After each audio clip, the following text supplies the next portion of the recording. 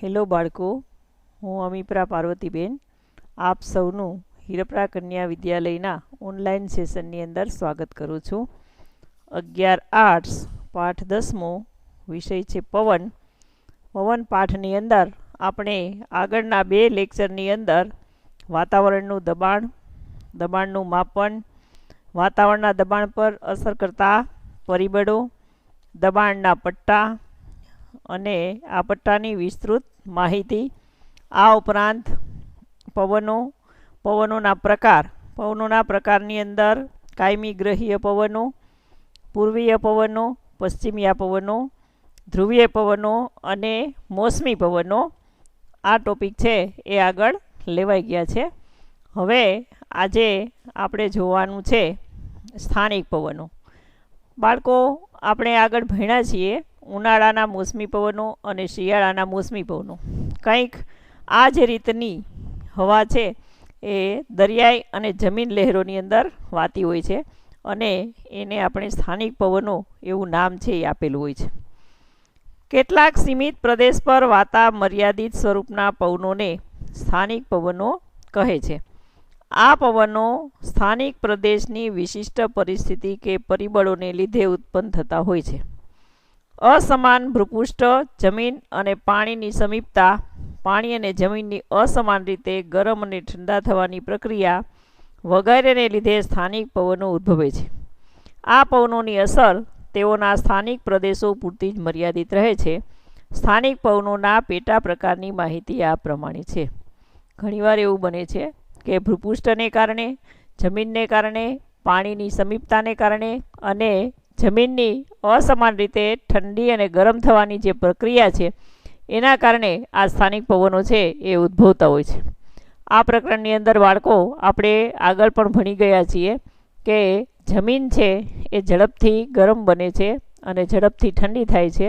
સમુદ્રનું પાણી છે એ ઝડપથી ઠંડુ થતું નથી અને ઝડપથી ગરમ પણ થતું નથી અને એના લીધે અથવા તો ખીણની અને પર્વતની પરિસ્થિતિને અનુસાર સ્થાનિક પવનો છે એ વાતા હોય છે. હવે આપણે સૌ પ્રથમ જોશું દરિયા અને જમીનની લહેરો. આકૃતિ 10.5 જુઓ.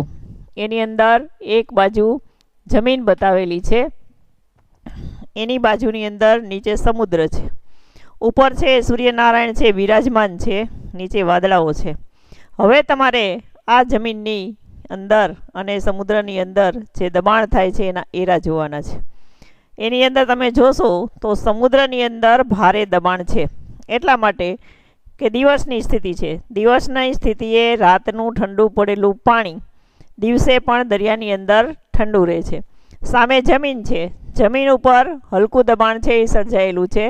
તો એટલા માટે કે જમીન છે એ રાતની ઠંડી પડેલી છે, પરંતુ સવારનો દિવસ ઉગતા જ ઝડપથી ગરમ થાય છે અને એના કારણે હલકું દબાણ સર્જાય છે અને આને લીધે આ દરિયાઈ લહેર છે એ ઉત્પન્ન થાય છે, કારણ કે હવા છે એ હંમેશા ભારે દબાણથી હલકા દબાણ તરફ ગતિ કરે છે. આ દરિયાની લહેર છે એ સમજવી બિલકુલ સ્પષ્ટ છે.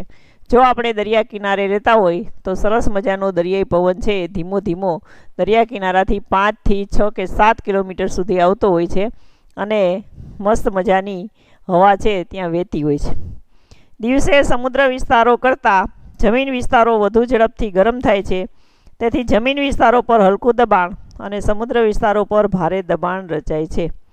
જમીન વિસ્તારો પરના હલકા દબાણની આપૂર્તિ કરવા માટે દિવસે પવનો સમુદ્ર વિસ્તારો પરથી જમીન વિસ્તારો તરફ વાય છે, જેને દરિયાઈ લહેરો કહે છે. સાવ સ્પષ્ટ અને સરસ છે, બરોબર.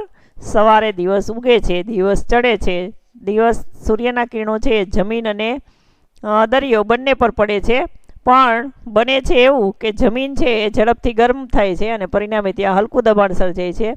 દરિયો છે તે ઝડપથી ગરમ થતો નથી, સમુદ્રની અંદર ભારે દબાણ સર્જાય છે અને પરિણામે સમુદ્ર પરથી પવનો છે એ જમીન પર વાય છે, જેને દરિયાઈ લહેરો કહે છે.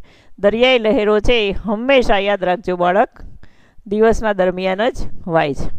હવે એનાથી બિલકુલ ઉલટી પરિસ્થિતિ આકૃતિની અંદર તમે જુઓ, સરસ મજાના ચાંદા મામા ઉગી ગયા છે, તારાઓ પણ હાજર છે, રાત્રિનો સમય છે, દરિયો અને જમીન બંને બતાવવામાં આવ્યા છે, પરંતુ દરિયાઈ લહેરો કરતાં અહીંયા બિલકુલ ઉલટું વાતાવરણ છે.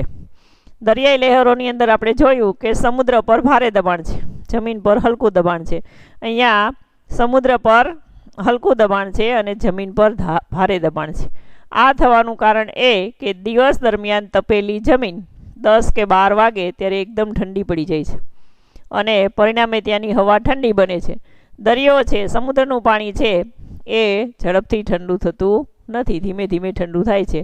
પરિણામે ત્યાં હલકું દબાણ સર્જાય છે અને પરિણામે જમીન પરથી લહેરો છે એ સમુદ્ર તરફ વાય છે. લહેરો એટલે પવનની લહેરો. પવનની લહેર છે જમીન તરફથી સમુદ્ર તરફ વાય છે. રાત્રિ દરમિયાન જમીન પ્રદેશો ઝડપથી ઠંડા પડી જતા ત્યાં હવાનું ભારે દબાણ રચાય છે. જમીન વિસ્તારોની સરખામણીમાં સમુદ્રના વિસ્તારો પ્રમાણમાં ઉફાળા હોય છે, તેથી ત્યાં હલકું દબાણ રચાય છે. સમુદ્ર વિસ્તારોની હલકા દબાણની આપૂર્તિ કરવા માટે રાત્રિએ જમીન વિસ્તારો પરથી સમુદ્ર વિસ્તારો તરફ પવનો વાય છે, જેને જમીનની લહેરો કહે છે. જમીનની લહેરોને લીધે શિયાળામાં સમુદ્ર કિનારાની પાસેના વિસ્તારોનું તાપમાન વધુ નીચે જતું નથી. આપણે બીજી બધી જગ્યાએ જોઈએ તો તાપમાન છે એ વધારે નીચું જતું જાય છે, પણ સમુદ્ર કિનારે રહેતા લોકો છે એને સમ તાપમાન હોય છે, સરખી ગરમી અને સરખી ઠંડી. આપણે જોઈએ તો ભાવનગર છે, વેરાવળ છે, સુરત છે, એનું તાપમાન છે એ અમદાવાદ છે કે દિલ્હી છે, જયપુર છે, ઉદયપુર છે એના કરતાં પ્રમાણમાં સમ હોય છે. અમદાવાદની અંદર જ્યારે 45 થી 48 ડિગ્રી તાપમાન હોય તો તમે ભરૂચ કે સુરતમાં જાઓ તો ત્યાં માંડ 30-35 ડિગ્રી તાપમાન હોય, એટલા માટે કે તે સમુદ્ર કિનારે આવેલા છે. સમુદ્ર કિનારાના આ સ્થાનિક પવનો એટલે કે દરિયાની લહેરો અને જમીનની લહેરો આટલો ફાયદો સમુદ્ર કિનારાને કરાવે છે. હવે આપણે જોવાની છે પર્વત અને ખીણની લહેરો. જે રીતે આપણે સ્થાનિક પવનોની અંદર દરિયા અને જમીનની લહેરો જોઈ એ જ રીતનું છે એ સ્થાનિક પવનોની અંદર ખીણની લહેરો અને પર્વતની લહેરો આપણે જોવાનું છે. જો ભારે દબાણની અંદર તમે જોયું કે સૂર્યદાદા છે અને ખીણની અંદર ભારે દબાણ છે. એવી જ રીતે હલકું દબાણ છે ત્યારે ચાંદામામા છે અને ત્યારે ખીણની અંદર હલકું દબાણ છે. પર્વત અને ખીણની લહેરો, આ પવનો પર્વત અને ખીણની વચ્ચે તાપમાન અને દબાણની અસમાનતાને કારણે ઉત્પન્ન થાય છે. દિવસે ખીણના વિસ્તારો કરતાં પર્વતના ઢોળાવો ઝડપથી ગરમ થાય છે. આથી ઢોળાવો પરથી ગરમ હવા હલકી બની ઊંચે ચડે છે. એની જગ્યા લેવા માટે ખીણના હવા પર્વતના ઢોળાવો તરફ ધસી આવે છે. આમ ખીણમાંથી પર્વતના ઢોળાવો તરફ હવાના પ્રવાહો દિવસ દરમિયાન વાતા હોય છે, જેને ખીણની લહેરો કહે છે. આપણે જાણીએ છીએ કે ખીણ ખૂબ જ ઊંડી હોય છે. મોટા પર્વતો, ખાસ કરીને હિમાલયના તરાઈવાળા વિસ્તારોવાળા જેવા પર્વતોની ખીણો, એની અંદર સૂર્યનો પ્રકાશ છે એ ખૂબ જ મોડે પહોંચે છે અને તરત જ સૂર્ય છે એને પર્વતો છે ઢાંકી દે છે, એટલે ખીણની અંદર સૂર્યપ્રકાશ છે ઝડપથી પહોંચતો નથી. એટલા માટે શું થાય છે તો કે ખીણની અંદર ભારે દબાણ થાય છે, જ્યારે ઢોળાવો છે એના પર હલકું દબાણ થાય છે અને એના કારણે ખીણમાંથી હવા છે એ પર્વતના ઢોળાવો તરફ વહે છે. આનાથી વિરુદ્ધ રાત્રે પર્વતના શિખર અને ઢોળાવો ઝડપથી ઠંડા પડે છે, જ્યારે ખીણના વિસ્તારો પ્રમાણમાં હુંફાળા હોય છે. પરિણામે રાત્રિ દરમિયાન પર્વત તરફથી ખીણ તરફ હવાના પ્રવાહો વહે છે, જેને પર્વતની લહેરો કહે છે. આ લહેરો ઘણીવાર ખીણમાં ધુમ્મસ પેદા કરે છે. દિવસનું જે વાતાવરણ હતું તેનાથી બિલકુલ ઉલટું થાય છે રાત્રિ દરમિયાન. રાત્રિ દરમિયાન શું થાય છે તો કે પવનના સંપર્કમાં આવવાથી જે પર્વતના ઢોળાવો છે એ વહેલા ઠંડા પડી જાય છે, જ્યારે ખીણ છે એ ઠંડી પડતી નથી. ત્યાં હવાનું હલકું દબાણ સર્જાય છે અને તેના કારણે પર્વતના ઢોળાવો તરફથી ખીણની અંદર લહેરો છે વહે છે અને આ બંને લહેરો છે એની ભેગી થવાથી ધુમ્મસ જેવું વાતાવરણ પણ સર્જાય છે. હવે આપણે જોવાનું છે ચિનૂક અને ફોએન. ઉત્તર અમેરિકાના પેસિફિક મહાસાગર પરથી આવતા ગરમ અને સૂકા પવનો ઠંડીની ઋતુમાં રોકીજ પર્વતના પૂર્વના ઢોળાવો પરથી નીચે ઉતરે છે અને પ્રેરીજના મેદાનનું તાપમાન 2 કલાકમાં 15 અંશ સેલ્સિયસથી 25 અંશ સેલ્સિયસ સુધી વધારી દે છે. આ ગરમ પવનથી પ્રેરીજના મેદાનોમાં રહેલો બરફ પીગળે છે. આથી રોકીજ પર્વતની પૂરમાં રહેતા ખેડૂતો અને પશુપાલકોને ખેતી માટે જમીન અને પશુઓ માટે ઘાસ પ્રાપ્ત થાય છે. અહીંના લોકો ઠંડીમાંથી રાહત અનુભવે છે. આવી વિશેષતાને કારણે રેડ ઇન્ડિયન્સ આ પર્વતને ચિનુક કહે છે. એનો અર્થ થાય બરફભક્ષી પવનો. જેમ આપણે હિમાલય પર્વત આવેલો છે એ રીતે ઉત્તર અમેરિકાની અંદર રોકીઝ પર્વત આવેલો છે. તમે પ્રેરીનું મેદાન વિશે સાંભળ્યું જ હશે, ખૂબ ઘઉં ત્યાં થાય છે. તો આ રોકીઝ પર્વત છે એના પરથી જ્યારે પર્વતો પસાર થાય અને પ્રેરીઝના મેદાનોની અંદર એ જાય છે ત્યારે આ પવનો છે એકદમ ગરમ હોય છે અને એના કારણે પ્રેરીના મેદાનોની અંદર ઝડપથી તાપમાન ઉંચકાય છે અને બરફ પીગળી જાય છે અને એના કારણે ત્યાં સરસ મજાનું ઘાસ અને બીજા પાકો છે એ થઈ શકે છે. તો એને કહે છે ચિનુક. ફોએન ચિનુક પર્વતોની જેમ સૂકા, ગરમ અને તોફાની પવનો છે તે દક્ષિણ દિશાથી આલ્પ્સ પર્વતને ઓળંગીને યુરોપ એટલે કે સ્વિટ્ઝરલેન્ડના મેદાનોના પ્રદેશોની અંદર વહે છે. ફોએન પવનો છે યુરોપની અંદર વાય છે અને યુરોપની અંદર આપણા હિમાલય પર્વતની જેમ મોટો પર્વત આવેલો છે આલ્પ્સ. એની અંદર પણ 12 માસ બરફ છે એ છવાયેલો છે. જ્યારે એને પસાર કરી અને પવનો આગળ વધે ત્યારે સૂકા અને ગરમ અને તોફાની હોય છે. ત્યાં તે ફોએન તરીકે ઓળખાય છે. પર્વતના ઢાળ પરથી ઉતરતી વખતે આ પવનને ઘર્ષણને કારણે વધુ ગરમ બને છે અને પોતાની ગરમીથી બરફને પીગળાવે છે. આથી અહીં પશુપાલન પ્રવૃત્તિ કરી શકાય છે. આ ગરમ પવનોની અસરને લીધે દ્રાક્ષ, મોસંબી જેવા ખાટા રસવાળા ફળોની ખેતીને લાભ થાય છે. દુનિયાની અંદર સૌથી વધારે ફળો છે, મોસંબી છે, દ્રાક્ષ છે, સંતરા છે, એ આ વિસ્તારોની અંદર થાય છે. ભૂમધ્ય પ્રકારની આબોહવાના પ્રદેશો કહેવાય આને બાળકો. અને આ પવનો છે એ આ ખાટા ફળોના વૃક્ષોને ખૂબ લાભ આપે છે અને પશુપાલનને પણ એ સરસ મજાનો લાભ આપે છે. એટલે આપણે કહી શકીએ કે ચિનુક અને ફોએબ પવનો છે એ લોકોને લાભકારી છે. હવે આપણને જાણવું ગમશે ચિનુક માટે 24 કલાકમાં 22°C તાપમાન વધુ સામાન્ય બાબત છે. અમેરિકાના મોન્ટાના શહેરમાં આવેલા ક્રીપ નામના સ્થળે માત્ર 7 મિનિટમાં 19°C તાપમાન વધ્યું હતું. આ જ રીતે આલ્બર્ટા રાજ્યમાં આવેલા પિન્ચર ક્રીકમાં 6 જાન્યુઆરી 1966ના દિવસે 4 મિનિટમાં 21.30°C તાપમાન વધ્યું હતું. તો અહીંયા બાળકો આપણો આ પાઠ પૂરો થાય છે. આગળ છે લૂ અને નોર્વેસ્ટર, મિસ્ટર અને બેરા, સિરોકો અને હર્મેટન, વાયુ સમુચ્ચયના લક્ષણો, વાતાગ્રહ, આ બધું છે ચક્રવાત, આ બધું તમારા કોર્સની અંદર નથી.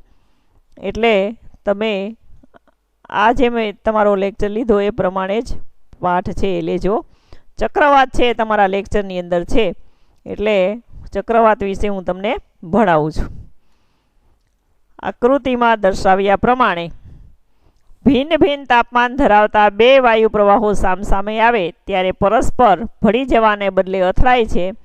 તેના મિલન સ્થાન એટલે કે સ્પર્શ સપાટી પાસે હવાનું દબાણ એકાએક ઘટી જાય છે. આ વિસ્તારમાં ચક્રવાતના ઉદ્ભવની શરૂઆત થાય છે. આ પાઠની શરૂઆતમાં પણ આપણે જોયું, અત્યારે પણ જોશું. આકૃતિ 1ની અંદર જુઓ, એક બાજુથી ગરમ હવા આવે છે, એક બાજુથી ઠંડી હવા આવે છે અને વચ્ચે છે કાળું ટપકું, એ સ્પર્શ સપાટી છે. આ બંને બાજુએ હવા છે એકબીજાને સ્પર્શે છે, ત્યાં હલકું દબાણ ઊભું થાય છે અને આપણે જાણીએ છીએ કે હલકું દબાણ ઊભું થાય એટલે હવા ઊંચે ચડે. તો હવા છે એ ચડે છે ઉપર અને એને કારણે ચક્રવાત છે એ ઉત્પન્ન થાય છે. જો હલકું દબાણ છે એ એકદમ ઊભું થઈ જાય અને ચક્રવાત બને છે. આ બંને આકૃતિ ઉત્તર ગોળાર્ધના ચક્રવાતના પવનોની દિશા અને દક્ષિણ ગોળાર્ધના ચક્રવાતના પવનોની દિશા, આ બંને બાજુ બે આકૃતિ આપેલી છે. બંનેની દિશા છે એ અલગ અલગ છે. ચક્રવાતના કેન્દ્રમાં હલકું દબાણ હોય છે અને કેન્દ્રથી દૂર જતા દબાણ ભારે એટલે કે વધતું જાય છે. પૃથ્વીની ધરીભ્રમણ ગતિને લીધે પવનો મધ્યના હલકા દબાણ તરફ ધસી આવી અને ચક્રાવો લઈ જમીન સપાટી ઉપરથી ઊંચે ચડે છે. ચક્રવાતના પવનોની ગતિ ઉત્તર ગોળાર્ધમાં ઘડિયાળના કાંટા ફરવાની વિરુદ્ધ દિશામાં અને દક્ષિણ ગોળાર્ધમાં કાંટા ફરવાની દિશામાં હોય છે. કારણ કે બંનેની અંદર ધરીભ્રમણ છે પૃથ્વીનું અલગ અલગ અનુભવાય છે અને એના કારણે ચક્રવાતોની દિશા છે એ બદલે છે. ચક્રવાત યુરોપ અમેરિકા ખંડના હવામાનમાં મોટો ફેરફાર લાવે છે. હમણાં જ મેં છાપામાં વાંચ્યું હતું કે અત્યારે અમેરિકાની અંદર એ પ્રકારનો ચક્રવાત હોય છે કે એની અંદર આગ લાગી જાય છે અને પરિણામે એ ચક્રવાત જે જગ્યાએ પડે ત્યાં ભયંકર આગ છે એ ફાટી નીકળે છે. આ ટાઈપનો ચક્રવાત પણ અમેરિકા અને યુરોપમાં થઈ શકે છે. વિશ્વમાં સૌથી વિનાશક ચક્રવાત એન્ટાર્કટિકા ખંડમાં ફૂંકાય છે. ભારતમાં કોઈક વાર આવા તોફાની ચક્રવાતો સમુદ્ર પરથી ભેજ લઈને આવે છે ત્યારે વૃષ્ટિ આપે છે તેમજ સમુદ્ર કિનારાની પાસેના વિસ્તારોમાં ભારે તારાજી સર્જે છે. 1999માં ગુજરાત કચ્છમાં આવેલા તોફાની ચક્રવાતે ભયંકર તારાજી સર્જી હતી. 29 ઓક્ટોબર 1999માં ઓડિશાના સમુદ્ર કિનારે પર આવેલો ચક્રવાત સૌથી ભયાનક હતો. તેની ગતિ દર કલાકે 260 કિલોમીટર હતી. બાળકો, મને યાદ છે કે હું લગભગ 1995ની અંદર આજોઠા મુકામે નોકરી કરતી ત્યારે વેરાવળ તાલુકાની અંદર આવો ચક્રવાત આવેલો અને ખાલી 5 કિલોમીટરના એરિયામાં જ આ ચક્રવાત આવેલો. એક ગામના નળિયા છે એ બીજા ગામના નળિયા સુધી ઉડી ગયા હતા. એક ગામનું કૂતરું બીજા ગામમાં જઈને મરી ગયું હતું બિચારું, અને ત્યાં સુધી કે નાળિયેરીના વૃક્ષોને પણ એને ઉખાડી ફેંકેલા. તો આટલો ભયંકર ચક્રવાત છે આ હોય છે. ચક્રવાત વિશ્વના દેશોમાં જુદા જુદા નામથી ઓળખાય છે, જેમ કે વેસ્ટ ઇન્ડિઝ અને મેક્સિકોના અખાતમાં હરિકેન, જાપાન અને ફિલિપાઇન્સમાં ટાઇફૂન, યુએસમાં ટોર્નાડો અને ઓસ્ટ્રેલિયામાં વિલી વિલીસ તરીકે ઓળખાય છે.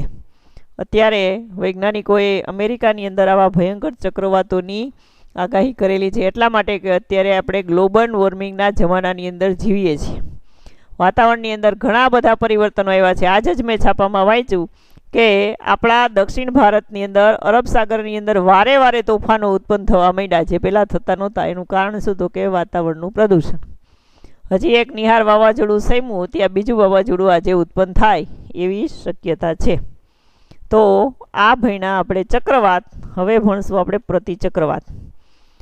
પ્રતિચક્રવાતના મધ્યમાં ભારે દબાણ અને તેની આસપાસના વિસ્તારમાં હલકું દબાણ હોય છે. પવનો મધ્યના ભારે દબાણમાંથી બહારના હલકા દબાણ તરફ આવતા ફેલાઈ જાય છે. પવનોની ગતિ ઘણી ઓછી હોય છે, તેથી પ્રતિચક્રવાત તોફાની હોતા નથી. ટૂંકમાં ચક્રવાત જેવું તોફાન છે એ પ્રતિચક્રવાતમાં હોતું નથી, કારણ કે એના મધ્યની અંદર ભારે દબાણ હોય છે, ફરતું હલકું દબાણ હોય છે. પ્રતિચક્રવાતમાં પવનોની ઘૂમવાની ગતિ ઉત્તર ગોળાર્ધમાં ઘડિયાળના કાંટા ફરવાની દિશામાં અને દક્ષિણ ગોળાર્ધમાં ઘડિયાળના કાંટા ફરવાની વિરુદ્ધ દિશામાં હોય છે. પ્રતિચક્રવાતમાં પવન ઉપરથી નીચે ઉતરે છે અને તેથી તાપમાનમાં વધારો થાય છે. પરિણામે આ પવનો વૃષ્ટિ લાવી શકતા નથી. જ્યારે પ્રતિચક્રવાત સમુદ્ર ઉપર થઈને પસાર થાય ત્યારે થોડીક વૃષ્ટિ થાય છે. વર્તમાન સમયમાં રડાર તેમજ કૃત્રિમ ઉપગ્રહની મદદથી ચક્રવાતો પ્રતિચક્રવાતોનું પૂર્વ અનુમાન કરી શકાય છે. ટીવી, રેડિયો અને સમાચાર પત્રો દ્વારા લોકોને તેની અગાઉથી જાણકારી આપી સાવચેતીના આગોતરા પગલાં લઈ શકાય છે. ચાલો બાળકો, અહીંયા આપણો આ પાઠ છે એ પૂરો થાય છે. પવનો છે એ આપણા જીવનની અંદર ઘણી બધી અસર કરે છે. હવે આપણી પાસે એસી ને પંખા ને આવા બધા સાધનો આવી ગયા છે, સ્ટીમરો સરસ મજાની આવી ગઈ છે, પરંતુ ભૂતકાળની અંદર માણસ છે એ પવનને આધારે છે એ જીવતો હતો. અત્યારે પણ તમારા પપ્પા છે જ્યારે ખડું હોય ત્યારે પવનથી વાવલતા હશે, અને પંખાની હવા વગર આપણને ક્યાંય ચેન પડતું નથી. તો પવનો છે કઈ રીતે ઉદ્ભવે છે, કેટલા પ્રકારના છે, ક્યાં કેવી અસરો કરે છે, એ સમગ્ર પાઠની અંદર આપણે જોયું. મને આશા છે કે તમને સમજાઈ ગયું હશે. Best of luck.